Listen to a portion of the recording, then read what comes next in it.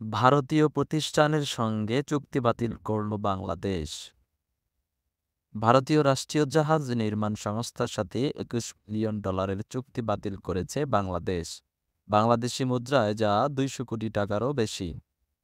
আজ শুক্রবার এক প্রতিবেদনে এই তথ্য জানিয়েছে ভারতীয় সংবাদ মাধ্যম টাইমস অফ ইন্ডিয়া।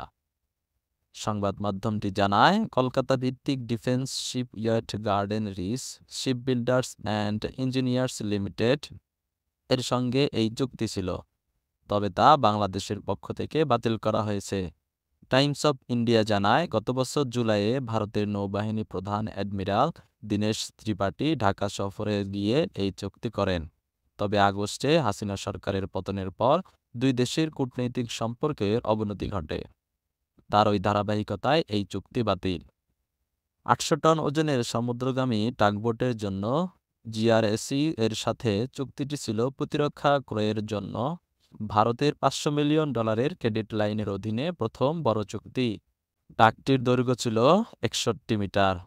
পুরোপুরি পূর্ণ থাকলেও এর গতি হওয়ার কথা ছিল অন্তত ১৩ নট। জিআরএস এর পক্ষ থেকে বুধবার এক চিঠির মাধ্যমে চুক্তি বাতিলের কথা জানানো হয়। চিঠিতে বলা হয়, রেগুলেশন ৩০ এবং ভারতে securities and exchange board listing বাধ্যবাধকতা এবং প্রকাশের প্রয়োজনীয়তা রেগুলেশনস ২০১৫ এর অন্যান্য প্রযোজ্য বিধানের পরিপ্রেক্ষিতে সংশোধিত সেবি লিস্টিং রেগুলেশনস হিসেবে আমরা আপনাকে জানাতে চাই যে গণপ্রজাতন্ত্রী বাংলাদেশ সরকার বুধবার একটি এক্সচেঞ্জ ফাইলিং আদেশে কোম্পানিটি বাতিল করেছে।